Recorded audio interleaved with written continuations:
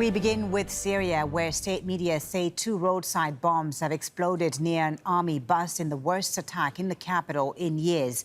At least 14 people have been killed and several others are injured. Authorities are calling it a terrorist attack.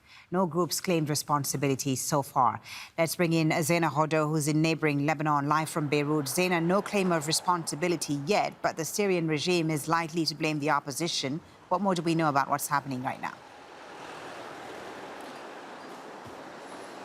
Well, the authorities are calling this a terrorist attack. There has been no claim of responsibility. This explosion in the heart of the Syrian capital, clearly a security breach. A bus carrying soldiers was targeted, so it was the military that was targeted. What we understand from state media is that there were 2 explosive devices that went off as the bus was passing. And according to them, there was a 3rd explosive device that did not go off and that they dismantled it. Now, the regime definitely has many enemies. When they use the word terrorists, they mean the opposition.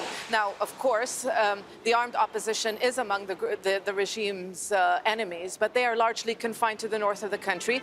Also, there's ISIL, which continues to operate in the center of Syria and engage in ongoing clashes with the regime time and time again. And of course, there's also divisions within the security apparatus, within the army, within the regime itself. So we cannot rule out any of that. We can only speculate. But clearly, the regime believes it is the opposition. Just a few minutes after that explosion was reported, heavy artillery shelling targeted a town in Ariha. That's in the southern Idlib countryside.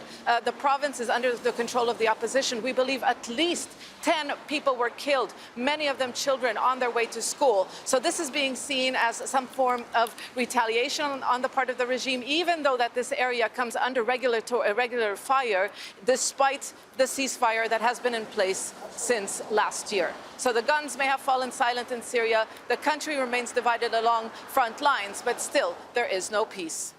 Zeina Hoder in Beirut, thank you very much. Let's discuss this further now with Joseph Deher, who's an affiliate professor with the Wartime and Post-Conflict in Syria project at the European University Institute. He's joining us via Skype from Geneva. Very good to have you with us, Joseph.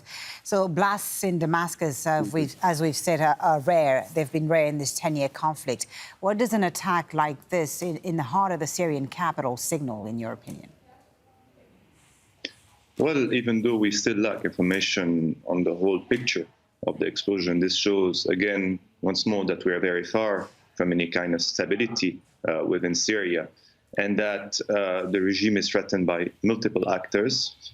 This type of terrorist action is a trademark of the so-called Islamic State, which, I remind, although the end of the self-declared caliphate in Syria in early 2019 by the joint forces of the US and SDF did not mean the end of the jihadist organization, which still posed a threat and a security challenge, especially after the change of strategy of the Islamic State, which largely focused on the suicide attacks in civilian areas, military establishment targets, in order to destabilize, just as we've seen this morning, cities controlled by the regime.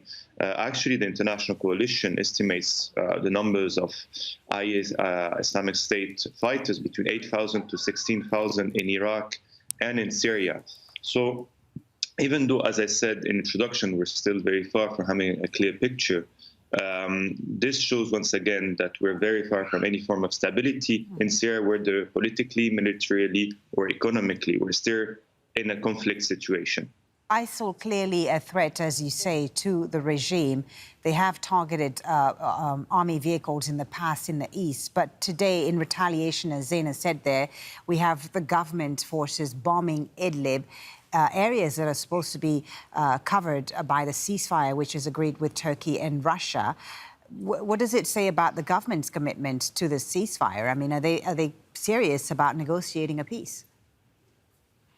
No, we have to be clear about this. This is not the first time the government, the same regime, has not respected a ceasefire.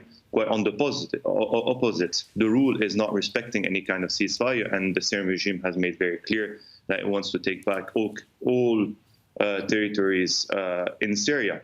And Idlib and this region the Idlib region has been bombarded on a continuous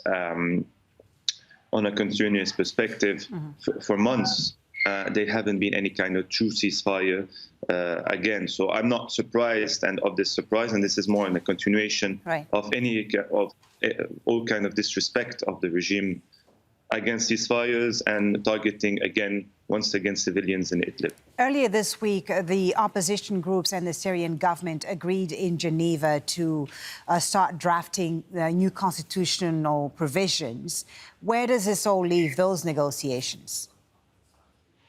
Well, the negotiation occurring in Geneva and the Constitutional Committee has been a way for the UN and various international powers to show that there is a so-called negotiation ongoing. But the Syrian regime has made clear on many times that what happens in Geneva stays in Geneva and doesn't take into account what is occurring basically in Geneva, especially regarding the Constitutional Committee. Bashar al-Assad made clear statement about this, especially in a period where the balance of forces is very much in favor of the Syrian regime and the opposition is very weak, militarily, politically. And you have a process as well of forms of normalization, especially between Arab states, what we witnessed in the past few months regarding the Arab pipeline. Lebanese ministry delegation sent by the government for the first time since the beginning of the conflict and uprising, Egyptian ministries meeting in the UN with Syrian ministries. So Syrian regime clearly have the balance in his favor. Thank you very much for talking to us about this. Joseph Daher joining us from Geneva. Thank you for your time. Thank you. Meanwhile, Syrian refugees who have returned home have faced severe human rights abuses and persecution from the government. That's according to a report by Human Rights Watch. It spoke with Syrians who returned from Lebanon and Jordan between 2017 and 2021. The organization documented cases of arrest, torture, kidnappings, extrajudicial killings and enforced disappearances. It says returnees have struggled to meet their basic needs.